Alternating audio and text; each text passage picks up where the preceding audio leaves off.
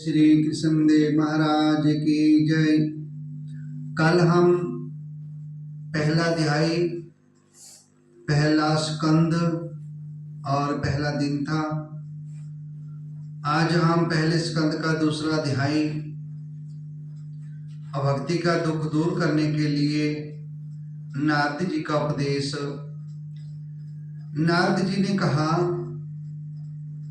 माता तुम व्यर्थ ही अपने को कयों खेद में डाल रही हो। अरे तुम इतनी चिंतातुर कयों हो। भगवान श्री कृष्ण के चरण कमलों का चिंतन करो। उनकी कृपा से तुम्हारा सारा दुख दूर हो जाएगा। जिन्होंने कौरवों के अत्याचार से द्रौपदी की रक्षा की थी और गोप सुंदरियों को स्नात किया था, वे श्री कृष्ण कहीं चले थोड़े ही गए हैं। फिर तुम तो भक्ति हो और सदा उन्हें प्राणों से भी प्यारी हो। तुम्हारे बुलाने पर तो भगवान नीचों के घरों में भी चले जाते हैं। सत, त्रेता और द्वापर, इन तीन युगों में ज्ञान और वैराग मुक्ति के साधन थे, किंतु कलयुग में तो केवल भक्ति ही ब्रह्मा सुझे मोक्ष की प्राप्ति कराने वाली है। जय सोचकर ही परमानंद चिंत मूर्ति ज्ञान स्वरूप श्री हरि ने अपने सत्य स्वरूप से तुम्हें रचा है। तुम साक्षात श्री कृष्ण चंद्र की प्रिया और परम सुंदरी हो। एक बार जब तुमने हाथ जोड़कर पूछा था कि मैं क्या करूं, तब भगवान ने तुम्हें यही आज्ञा की थी कि मेरे भक्तों का पोषण करो। तुमने भगवान की आज्ञा स्वीकार कर ली। इससे तुम पर भगवान की वह आज्ञा स्वीकार कर ली, इससे तुम पर श्री हरि बहुत प्रसन्न हुए और तुम्हारी सेवा करने के लिए मुक्ति को तुम्हें दासी के रूप में दे दिया और इन ज्ञान विराग को पुत्रों के रूप में तुम अपने साक्षात स्वरूप से वैकुंठ धाम में ही भक्तों का पोषण करती हो। भूलोक में तो तुम्हें उनकी पुष्टि के लिए केवल छाया रूप धारण कर रखा है। तब तुम मुक्ति, ज्ञान और विराग को साथ लिए पृथ्वी तल पर आई और सतयुग से द्वापर्यंत बड़े आनंद से रही। कलयुग में तुम्हारी दासी मुक्ति पाखंड रूप रोग से पीड़ित होकर छीन होने लगी थी, इसलिए वह तो तुरंत ही तुम्हारी आज्ञा से वैकुंठ लोक को चली गई। इस लोक में भी तुम्हारे स्मरण करने से ही वह आती है और फिर चली जाती है, किंतु इन ज्ञान विराग को तुमने पुत्र मानकर अपने पास ही रख छोड़ा है। फिर भी कलयुग में इनकी उपेक्षा होने के कारण तुम्हारे ये पुत्र उत्साहहीन और वित्त हो गए हैं। फिर भी तुम चिंता ना करो, मैं इनके नव जीवन का उपाय सोचता हूँ। सुमुखी, कली के समान कोई भी युग नहीं है।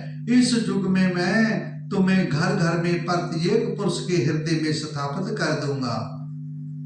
देखो, अन्य सब धर्मों को दबाकर और भक्ति विषयक महोत्सवों को आगे रखकर जब मैंने लोक में तुम्हारा प्रचार ना किया, तो मैं श्री हरि का दास नहीं।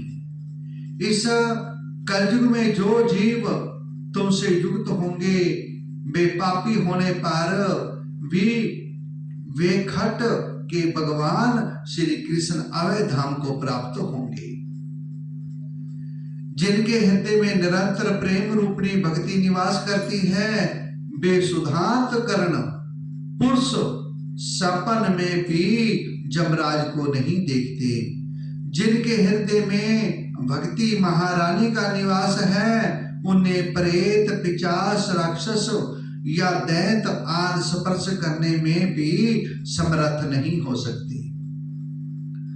भगवान ताप, वेदाध्ययन, ज्ञान और कर्म आदि किसी भी साधन से वश में नहीं किए जा सकते। वे केवल भक्ति से ही वशीभूत होते हैं। इसमें श्री गोपीजन प्रमाण है। मनुष्यों का सहस्रों जन्मों के पुण्य प्रताप से भक्ति में अनुराग होता है। कलयुग में केवल भक्ति ही सार है। भक्ति से तो साक्षात श्री कृष्ण चंद्र सामने उपस्थित हो जाते हैं। जो लोग भक्ति से द्रोह करते हैं, वे तीनों लोकों में दुख ही दुख पाते हैं। पूर्व काल में भक्त का तिरस्कार करने वाले दुर्वासा ऋषि को बड़ा कष्ट उठाना पड़ा था।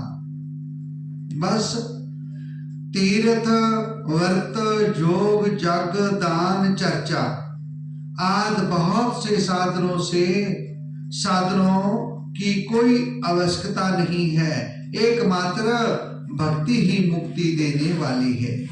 सूत जी कहते हैं, इस प्रकार नारद के निर्णय किए हुए अपने महात्मा को सुनकर भक्ति के सारे अंग पुष्ट हो गए और वे उनसे कहने लगी। भक्ति ने कहा, नारद जी आप धन्य हैं, आपकी मुझ में निश्चल प्रीत है। मैं सदा आपके हृदय में रहूंगी, कभी आपको छोड़कर नहीं जाऊंगी। महात्मा आप बड़े कृपालु हैं।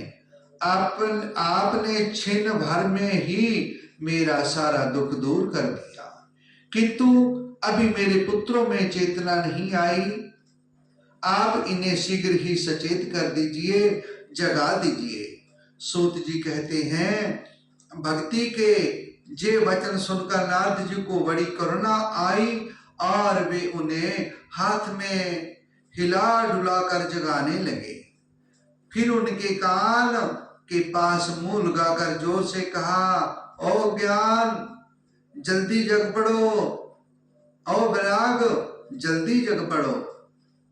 फिर उन्होंने वेद ध्वनि, वेदांत घोष और बार बार गीता पाठ करके उन्हें जगाया। इससे वे जैसे तैसे बहुत जोर लगाकर उठे, किंतु आलस के कारण वे दोनों जवाई लेते रहे। नेत्र उघाड़ कर देख भी नहीं सके। उनके बाल बगलों की तरह सफेद हो गए थे। उनके अंग प्राय सूखे काठ के समान निस्तेज और कठोर हो गए थे। इस प्रकार भूख प्यास के मारे अत्यंत दुर्बल होने के कारण उन्हें फिर सोते देख नारद जी को बड़ी चिंता हुई और वे सोचने लगे, अब मुझे क्या करना चाहिए। इनकी जह नींद और इससे भी बढ़कर इनकी वृद्ध अवस्था कैसे दूर हो। सौनक जी इस प्रकार चिंता करते करते वे भगवान का सिमरन करने लगे। उसी समय जय आकाशवाणी हुई है, मुनि खेद मत करो, तुम्हारा जय उयोग निसंदेह सफल होगा। देव ऋषि इसके लिए तुम एक सत्कर्म करो। वह सत्कर्म तुम्हें संत श्रोमणी महान भाव बताएंगे। उस सत्कर्म का अनुष्ठान करते ही क्षण भर में उनकी नींद और अवृद्ध अवस्था चली जाएगी तथा सर्वत्र भक्ति का प्रसार होगा। जय आकाशवाणी वहां सभी को साफ साफ सुनाई दी। इससे नारद जी को बड़ा विस्मय हुआ और वे कहने लगे, मुझे तो इसका कुछ आज से समझ में नहीं आया। नारद जी बोले, इस आकाशवाणी ने भी गुप्त रूप में ही बात कही है। जय नहीं बताया कि वे कौन सा साधन किया जाए जिससे इनका कार्य सिद्ध हो। वे संत ना जाने कहाँ मिलेंगे और किस प्रकार उस साधन को बताएंगे। अब आकाशवाणी जो कुछ कहा है उसके अनुसार मुझे क्या करना चाहिए। सूत जी कहते हैं, शौनक जी, जब ज्ञान वैराग दोनों वही छोड़कर नारद मुनि वहां से चल पड़े और प्रत्येक तीर्थ में जाकर मार्ग में मिलने वाले मुनीश्वरों से वह सादर पूछने लगे। उनकी उस बात को सुनते तो सब थे, किंतु उसके विषय में कोई कुछ भी निश्चित उत्तर ना देता। उन्होंने उसे असाध्य बताया। कोई बोले इसका ठीक ठीक पता लगना ही कठिन है, कोई सुनकर चुप हो रह गए और कोई तो अपनी अवज्ञा होने के भय से बात को टाल टूल कर खिसक गए। त्रिलोकी में महान आश्चर्यजनक हाहाकार मच गया। लोग आपस में कानाफूसी करने लगे। भाई, जब देव धवनी वेदांत घोष और बार बार गीता पाठ सुनाने पर भी भक्ति ज्ञान और वैराग ये तीनों नहीं जगाए जा सके, तब और कोई उपाय नहीं है। सभी जोगीराज नारद को भी जिसका ज्ञान नहीं है उसे दूसरे संसारी लोग कैसे बता सकते हैं। इस प्रकार जिन जिन ऋषियों से इसके विषय में पूछा गया, उन्होंने निर्णय करके कहा कि यह बात दुसाध्य ही है। तब नारद जी बहुत चिंतातर हुए और बद्री वन में आए। ज्ञान विराग को जगाने के लिए वहां उन्होंने जय निश्चय किया कि मैं तप करूंगा। इसी समय उन्हें अपने सामने करोड़ों सूरजों के समान तेजस्वी सनकादिक मुनीश्वर दिखाई दिए। उन्हें देखकर वे मुनि श्रेष्ठ कहने लगे। नारद जी ने कहा, महात्माओं, इस समय बड़े भाग्य से मेरा आप लोगों के साथ समागम हुआ है। आप मुझ पर कृपा करके शीघ्र ही वह साधन बताइए। आप सभी लोग बड़े जोगी, बुद्धिमान और विद्वान हैं। आप देखने में 5-5 वर्ष के बालक से जान पड़ते हैं, किंतु हैं पूर्वजों के भी पूर्वज। आप लोग सदा वैकुंठ धाम में निवास करते हैं, निरंतर हरि कीर्तन में तत्पर रहते हैं, भगवत लीला अमृत का रसा स्वादन कर सदा उसी में उमंत रहते हैं और एकमात्र भगवत कथा ही आपके जीवन का आधार है। हरि शरणम हरि शरणम, जय बाकी मंत्र सर्वदा आपके मुख में रहता है।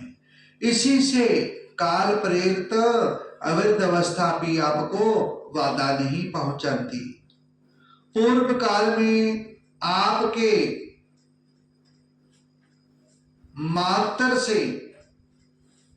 मंत्र मात्र से भगवान विष्णु के द्वारपाल जय और विजय तुरंत पृथ्वी पर गिर गए थे और फिर आपकी ही कृपा से वे पुण्य वैकुंठ लोक पहुंच गए। धन्य हैं, इस समय आपका दर्शन बड़े सौभाग्य से ही हुआ है। मैं बहुत दीन हूं और आप लोग स्वभाव से ही दयालु हैं, इसलिए मुझ पर आपको अवश्य कृपा करनी चाहिए। बताइए, आकाशवाणी ने जिसके विषय में कहा है वे कौन सा साधन है और मुझे किस प्रकार उसका अनुष्ठान करना चाहिए। आप इसका विस्तार से वर्णन कीजिए। भक्ति, ज्ञान और वैराग को किस प्रकार सुख मिल सकता है और किस तरह इनकी प्रेम पूर्वक सब वर्णों में प्रतिष्ठा की जा सकती है। सनकादिकों ने कहा, देव ऋषि आप चिंता ना करें, मन में प्रसन्न हो। उनके उद्धार का एक सरल उपाय पहले से ही विद्यमान है। नारद जी आप धन हैं, आप वृत्तों के शिरोमणि हैं, श्री कृष्ण दासों के शाश्वत पथ प्रदर्शक एवं भक्ति जो के भास्कर हैं। आप भक्ति के लिए जो उद्योग कर रहे हैं, यह आपके लिए कोई आश्चर्य की बात नहीं समझनी चाहिए। भगवान के भक्तों के लिए तो भक्त की सयक स्थापना करना सदा उचित ही है। ऋषियों ने संसार में अनेकों मार्ग प्रकट किए हैं, किंतु वे सभी कष्ट साध है और परिणाम में प्राय स्वर्ग की ही प्राप्ति कराने वाले हैं। अभी तक भगवान की प्राप्ति कराने वाला मार्ग तो गुप्त ही रहा है। उसका उपदेश करने वाला पुरुष प्राय भाग्य से ही मिलता है। आपको आकाशवाणी ने जिस सत्कर्म का संकेत किया है उसे हम बतलाते हैं। आप प्रसन्न और समाहित चित्त होकर सुनिए। नारद जी, द्रव्यजग, तपोजग, योग जग और स्वाध्याय रूप ज्ञान जग, ये सब तो स्वर्ग की प्राप्ति कराने वाले कर्म की ओर संकेत करते हैं। पंडितों ने ज्ञान जग को ही सत्कर्म का सूचक माना है। वह श्रीमद् भागवत का प्राण है, जिसका गान सुकादि महान भावों ने किया है। उसके शब्द सुनने से ही भक्ति, ज्ञान और विराग को बड़ा बल मिलेगा। इससे ज्ञान विराग का कष्ट मिट जाएगा और भक्ति को आनंद मिलेगा। सिंह की गर्जना सुनकर जैसे भेड़िए भाग जाते हैं, उसी प्रकार श्रीमद् भागवत की ध्वनि से कलयुग के सारे दोष नष्ट हो जाएंगे। तब प्रेम रस प्रवाहित कराने वाली भक्ति, ज्ञान और विराग को साथ लेकर प्रत्येक घर में और व्यक्ति के हृदय में क्रीड़ा करेगी। नारद जी ने कहा, मैंने वेद वेदांत की ध्वनि और गीता पाठ करके उन्हें बहुत जगाया, किंतु फिर भी भक्ति, ज्ञान और विराग ये तीनों नहीं जगे। ऐसी स्थिति में श्रीमद् भागवत सुनाने से वे कैसे जगेंगे? क्योंकि उस कथा के प्रत्येक श्लोक और प्रत्येक पद में भी वेदों का ही तो सार है। आप लोग शरणागत वत्सल हैं तथा आपका दर्शन कभी व्यर्थ नहीं होता, इसलिए मेरा जय संदेह दूर कर दीजिए। इस कार्य में विलंब ना कीजिए। सनकादिक ने कहा, श्रीमद् भागवत की कथा वेद और उपनिषदों के सार से बनी है, इसलिए उनसे अलग उनकी फल रूपा होने के कारण वह बड़ी उत्तम जान पड़ती है। जिस प्रकार रास पृथिक वृक्ष की जड़ से लेकर शरणागत पर्यंत रहता है, किंतु इस स्थिति में उसका आस्वादन नहीं किया जा सकता, वही जब अलग होकर फल के रूप में आ जाता है, तब संसार में सभी को प्रिय लगने लगता है। दूध में घी रहता है, किंतु उस समय उसका अलग स्वाद नहीं मिलता। वहीं जब उससे अलग हो जाता है, तब देवताओं के लिए भी स्वाद वर्धक हो जाता है। खांड ईख के और छोर और बीच में भी व्याप्त रहती है, तथापि अलग होने पर भी उसकी कुछ और ही मिठास होती है। ऐसी ही जय भागवत की कथा है। जय भागवत पुराण वेदों के समान है। श्री व्यास देव ने इसे भक्ति, ज्ञान और विराग की स्थापना के लिए प्रकाशित किया है। पूर्व काल में जिस समय वेद वेदांत के पारगामी और गीता की भी रचना करने वाले भगवान व्यास देव खिन्न होकर अज्ञान समुद्र में गोते खा रहे थे, उस समय अपने ही उन्हें 4 श्लोकों में इसका उपदेश किया था। उसे सुनते ही उनकी सारी चिंता दूर हो गई थी। फिर उसमें आपको आश्चर्य क्यों हो रहा है? जो आप हमसे प्रसन्न कर रहे हैं, आपको उन्हें शोक और दुख का विनाश करने वाला श्रीमद् भागवत पुराण ही सुनाना चाहिए। नारद जी ने कहा, महानुभावों, आपका दर्शन जीव के संपूर्ण पापों को तत्काल नष्ट कर देगा और जो संसार दुख रूप दावानल से तपे हुए हैं, उन पर शीघ्र ही शांति की वर्षा करता है। आप निरंतर शेष जी के सहस्र मुखों से गाए हुए भागवत कथा अमृत का पान करते रहते हैं। मैं प्रेम लक्षण भक्ति का प्रकाश करने के उद्देश्य से आपकी शरण लेता हूं। जब अनेकों जन्मों के संचित पुण्य का उदय होने से मनुष्य को सत्संग मिलता है, तब वह उसके ज्ञान जनित मोह और मद रूप अंधकार का नाश करके विवेक उदय होता है। बोलिए श्री कृष्ण देव भगवान की जय।